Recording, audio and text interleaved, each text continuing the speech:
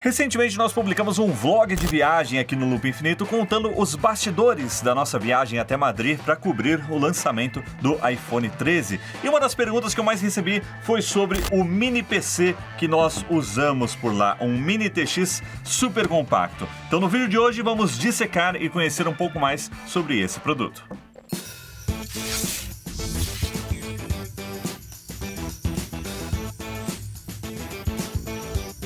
O que eu tenho aqui na mão nesse gabinete super compacto é um PC gamer completo, como eu vou mostrar para vocês daqui a pouco. Mas não é um produto que você compra pronto, né? Você compra, na verdade, o gabinete e monta ele no formato Mini ITX super comprimido aqui dentro, né? Esse gabinete quem me emprestou foi o Bruno, lá do Escolha Segura. Inclusive, ele fez um vídeo completinho sobre esse case, esse gabinete, contando aí toda a experiência dele. E eu vou deixar o link aqui na descrição.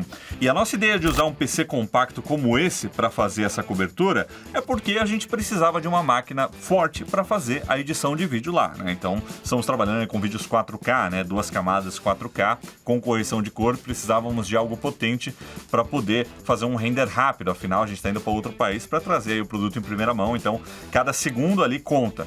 E a gente estava sem nenhum notebook gamer poderoso aqui no Loop, né? Ultimamente a gente está sem nenhuma máquina aqui. Eu até pensei, vou levar o meu Razer Blade, né? Mas primeiro que ele tinha uma GTX 1060.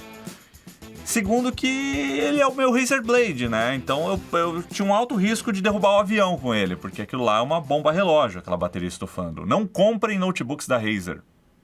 Acessórios são legais, mas notebooks não. Eu nunca vou cansar de falar isso.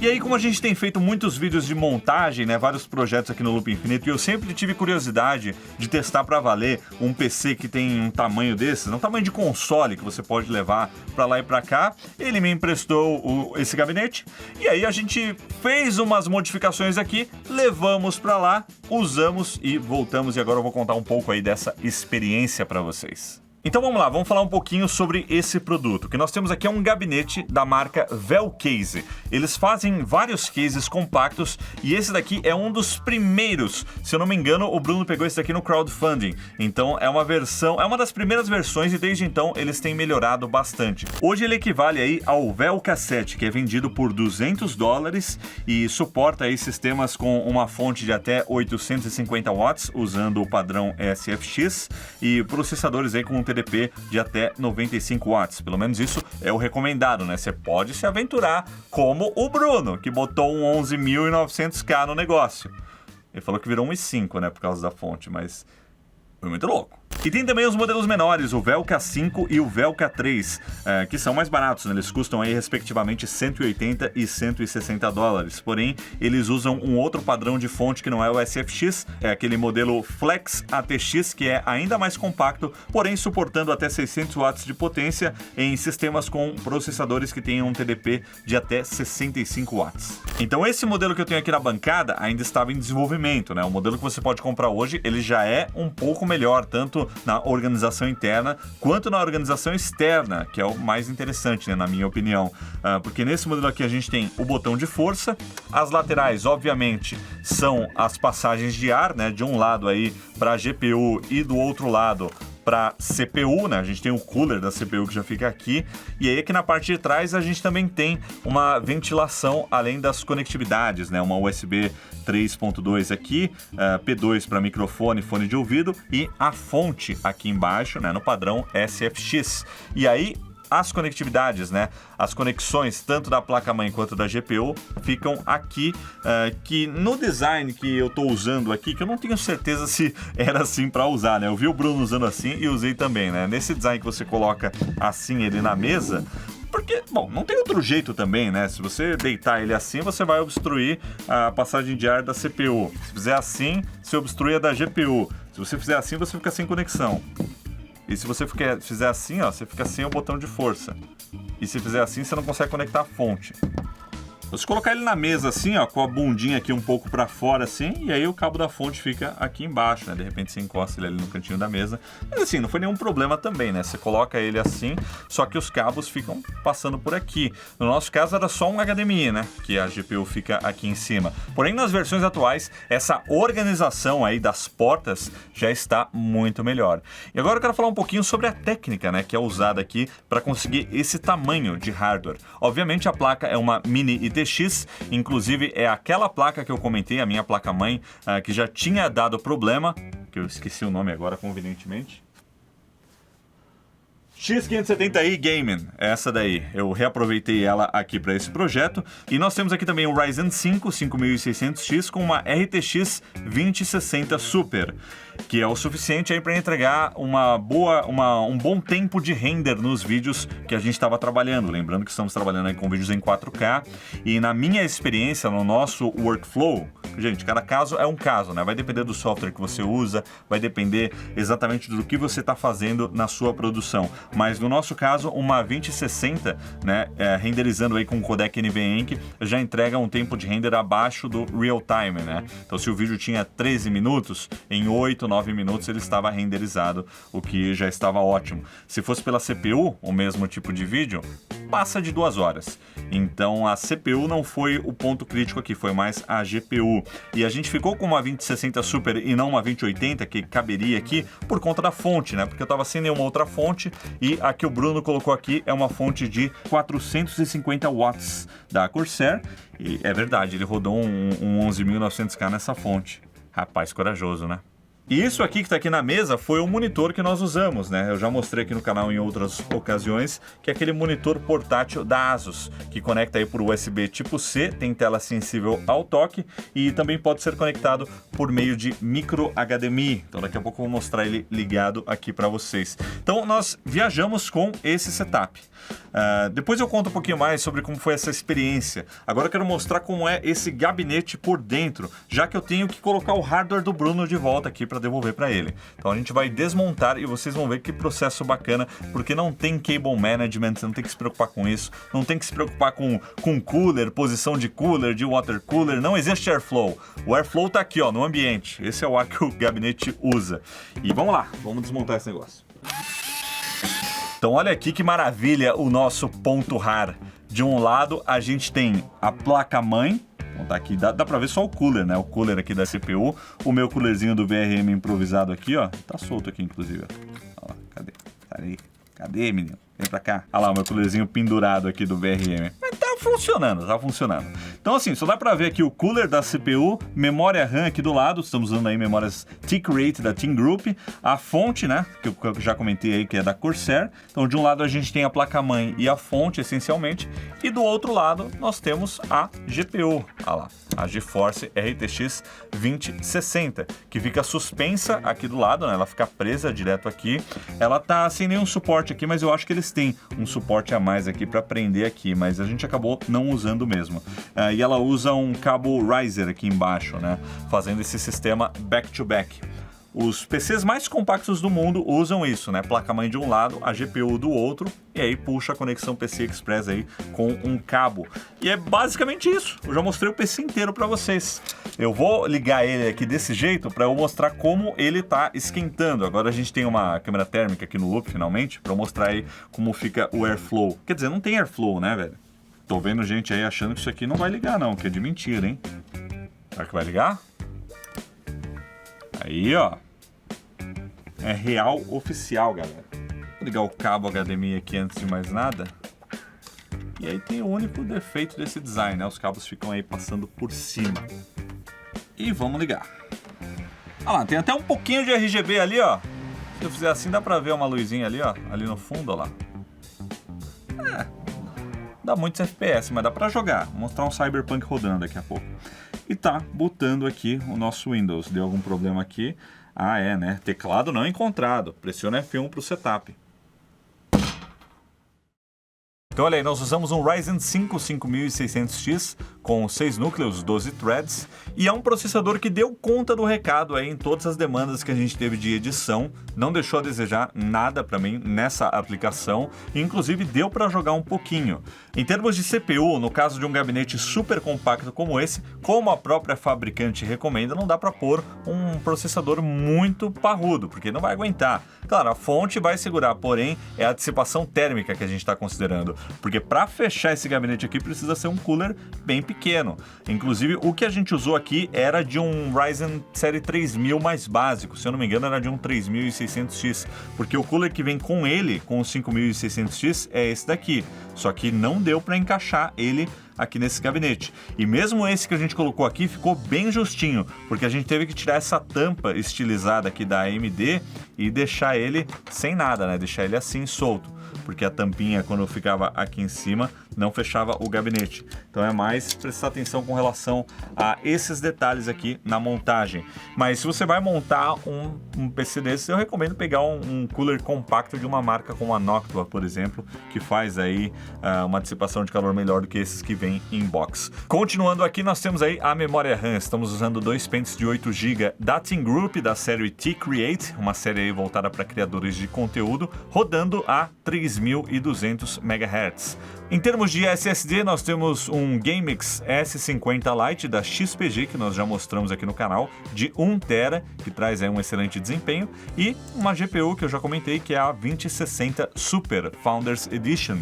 Lembrando que sobre a GPU, placa-mãe, assim, qualquer mini TX vai entrar nesse projeto numa boa. Fonte também, SFX. O que a gente precisa ficar mais atento é ao cooler do processador e a GPU, que também não pode ser muito grossa, tem que ser uma GPU compacta. Tem GPUs por aí que são gigantescas e não caberia. Mas a Founders Edition da NVIDIA e a série 2000 em especial, né, a série 20, ela é bem fina, bem compacta, e aqui caberia até uma 2080. Eu considerei colocar uma 2080 aqui, só que eu não queria mexer na fonte, eu já estou depenando todo o gabinete aqui do Bruno. Aí eu falei, não, vou deixar a fonte dele, não vou encostar na fonte, vou trocar só a placa-mãe e a GPU.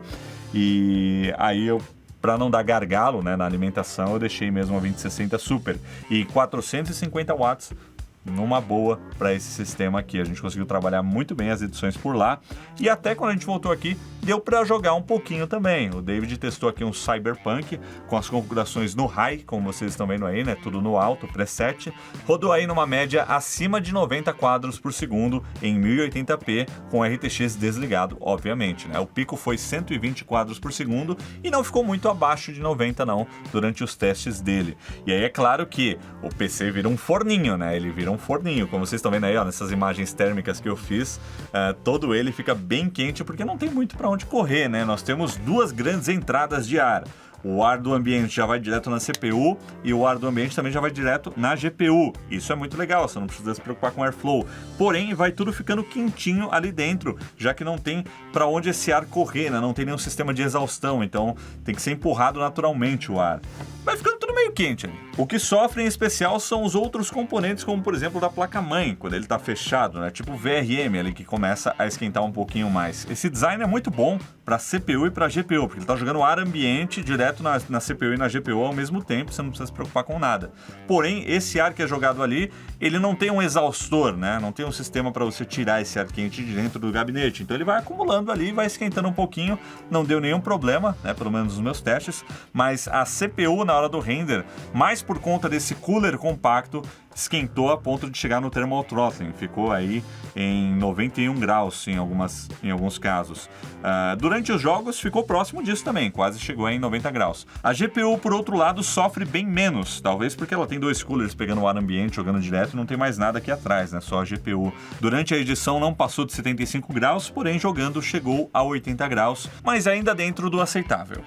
E para essas imagens térmicas estamos usando aí uma câmera da FLIR, uma câmera térmica para smartphones, que é a FLIR One. Lembrando que esse tipo de equipamento é mais para a gente ter uma noção dos pontos mais quentes, dos pontos mais frios. Não serve para a gente tirar uma medida precisa da temperatura daquele componente. É mais para ter uma noção de como é que está o calor ali e encontrar aí eventuais problemas e depois usar um equipamento mais preciso se precisar fazer esse tipo de medição, né? O ideal no caso de de um PC a gente usar os sensores dos próprios componentes, ou se você precisa monitorar um determinado ponto, colocar aquele cabinho, né, que tem um sensor na pontinha, e aí você coloca onde você quer medir com mais precisão. Então olha aí, o David está jogando Cyberpunk aqui, ó, pra gente ter a referência durante o uso, e é muito curioso ver nessa imagem, a gente percebe que a parte da CPU e da fonte estão tranquilas, mas o restante da placa-mãe, onde não tem uma dissipação, está mais quente, né? Em especial aqui, ó, as memórias,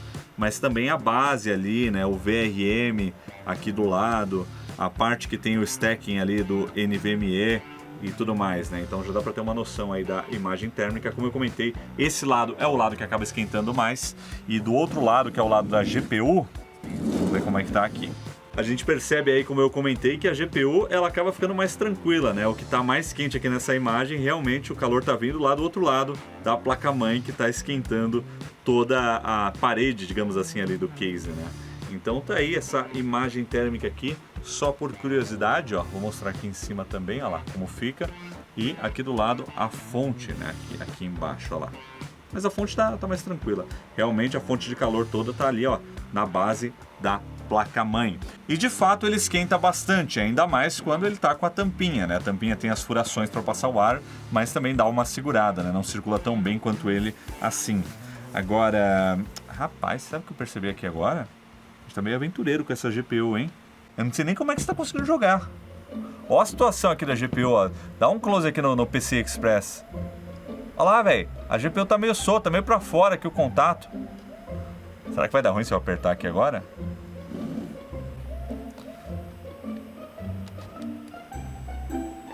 Tá de boa? Beleza. Nossa, velho, eu nem vi que tava torto o vídeo todo. Peço desculpas aí pra quem tem toque, mas agora tá bonitinho, agora tá certinho aí, como deveria estar. Lembrando que, como eu comentei, né, parece que tem um suporte aqui pra você fixar a GPU aqui, né, ela só tá presa aqui em cima, mas é algo também que já foi melhorado nas versões mais atuais do gabinete. Quando eu cheguei lá em Madrid, eu abri ele pra ver se tava tudo certo, né, mas quando a gente voltou, eu não fiz essa verificação, deveria ter feito. Corre o risco de queimar a GPU aqui, né, o eu burro. É isso, seu tempo acabou, senhor. Acabou o joguinho. Pede pra mamãe trazer mais dinheiro pras fichas. Então agora chegou a hora da gente montar o hardware do Bruno de novo. Vamos desmontar e remontar para eu poder devolver para ele. Eu guardei aqui bem bonitinho, ó. Ele usou uma RTX 2060 da Gigabyte no setup dele, pelo menos o setup mais atual dele, né? Porque ele montou um lá no canal, mas a gente vive mudando. E também a placa-mãe, que ele estava usando aqui, uma Mini ITX Intel, também é Gigabyte. Nós temos aqui uma Aorus Z490 com, aqui nesse cooler super compacto, como vocês estão vendo, um cooler realmente muito pequeno, um i9 11900K. Cara, o Bruno é muito guerreiro, pelo amor de Deus, tem que tirar o chapéu pra ele. Ele botou um 11.900K num cooler super compacto e numa fonte de 450 watts e conseguiu usar ainda.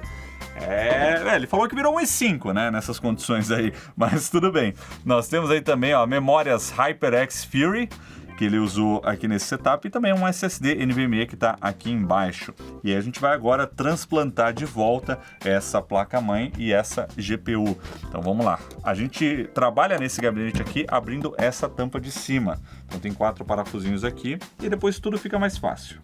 Aí, ó, sai a tampinha e sai com o conector de força aqui que vai na placa-mãe do botão. Muito simples, muito simples. E aqui já tá fácil de mexer em tudo. Olha aí como fica tudo aqui, ó. GPU, fonte e placa-mãe. É só tirar e colocar os outros. Vamos lá, eu vou começar aqui pela placa-mãe. É muito legal que eles fazem esse stacking aqui com os conectores, que não só prende a placa-mãe no gabinete, como também cuida da estrutura, né, de todo o gabinete. Esses pininhos aqui, a gente tem alguns desses pininhos espalhados por aqui. E a placa-mãe, ela fica presa com 2 ou 3 parafusos só. É 2 pininhos desse e alguns parafusos. Desconectar o cabo da GPU aqui, que vai até o outro lado.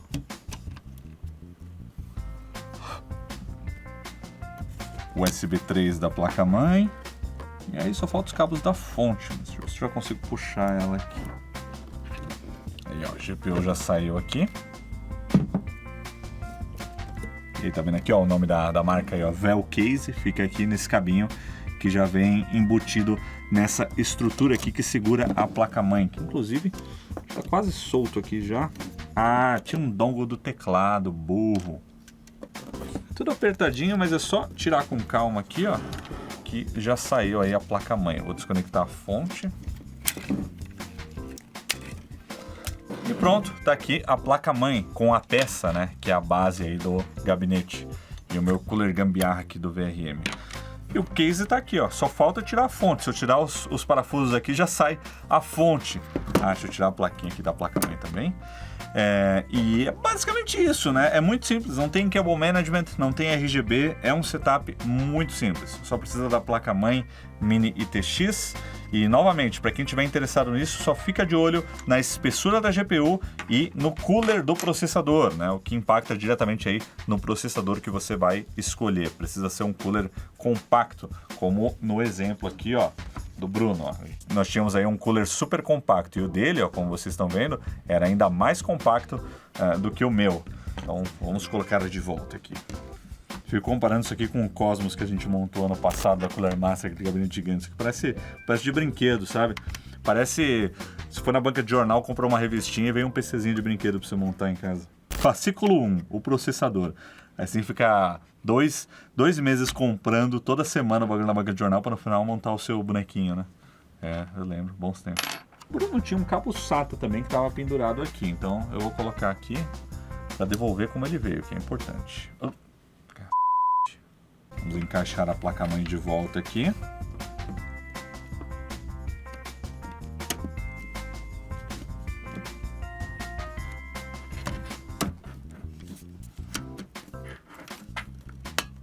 O que mais ocupa espaço nesse gabinete são os cabos da USB frontal, né? Agora é só colocar a GPU, não é essa daqui. Aí, ó, essencialmente a montagem está encerrada. É só colocar o gabinete de volta. Muito simples, como eu falei, não tem RGB, não tem airflow para se preocupar, não tem cooler, não tem acessório, não tem nada. Só ligar a placa-mãe na GPU, pôr no gabinete, na fonte e fechar. Muito simples, um dos setups mais fáceis que eu já manuseei aqui no canal, né? Esse Vel Case. Eu vou deixar o link, inclusive, desse gabinete compacto para quem quiser na descrição. Deixa eu terminar aqui. Faltou o botão. Toda hora eu vou encerrar o bagulho, mas falta alguma coisa. Pô, pariu. Eu tinha que ter colocado o de força aqui antes. Onde é que tá esse negócio? Eu acho que é aqui, ó. Vamos testar. Aí. Tudo é mais fácil do que eu imaginava nesse gabinete. Tudo.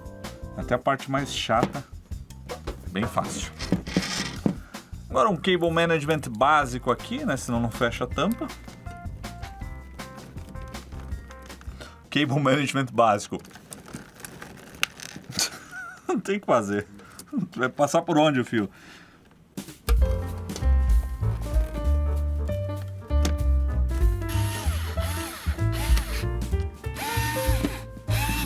Três parafusos que prendem a placa-mãe, quer dizer, prende a placa-mãe na base e prende a base no gabinete. É muito legal a estrutura desse gabinete. Parece que a fonte estava só com 2 parafusos, então vou colocar mais 2 aqui. Por fim, a tampa na parte da GPU.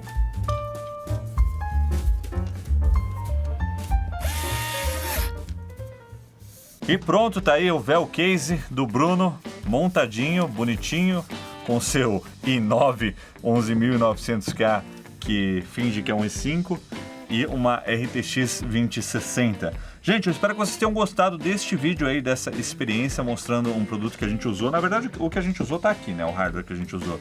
Era mais esse formato mais compacto aí que a gente precisava para poder levar isso lá para Madrid, para a cobertura dos iPhones, e foi aí que o Bruno ajudou com esse gabinete aí, que agora eu tô devolvendo para ele mais uma vez. Eu agradeço aí o apoio do Escolha Segura. Assistam o vídeo desse gabinete lá no Escolha Segura, inclusive, que o Bruno conta tudo sobre ele. E para encerrar esse vídeo, eu quero falar um pouquinho sobre como foi essa experiência de viajar com esse gabinete, né? Ele é muito compacto, ele cabe numa mochila, porém a gente levou ele numa mala de mão. E na hora de passar no raio-x foi tranquilo, pelo menos aqui do Brasil, para ir lá para Madrid, é um voo direto, foi tranquilo, ninguém olhou nada. Na hora de voltar, né, em Madrid, na hora que o David tirou ele da mala para colocar, o pessoal perguntou se era um computador, achou estranho no começo, mas depois também foi tranquilo. O ponto negativo de levar um computador e não um notebook é que você vai ter que levar também um monitor, que a gente resolveu levando o Zen Screen Touch da Asus, né, um monitor bem compacto que a gente plugou ali e já resolveu numa boa. Isso aqui é como levar um tablet na mochila, né? Como estávamos em 3, acabou não pesando aí na viagem. O ponto positivo é que a gente tem o desempenho de um desktop, né? Não tem as limitações de um notebook. Claro que hoje no mercado existem notebooks que são mais potentes do que essa configuração que eu usei aqui, mas ela entregou muito bem o que a gente estava buscando e a gente não gastou nada, né? Só pegou peças que estavam aqui, colocou aqui no gabinete e levou. Então resolveu o nosso problema. Esse é o mais importante, né? No fim do dia. Então é isso aí, pessoal. Espero que vocês tenham gostado. Eu vou deixar o link desse gabinete aqui nas versões mais atuais aí do Velka 7 na descrição. Agradeço aí mais uma vez ao Escolha Segura e a gente se vê em breve. Valeu, galera, e até a próxima!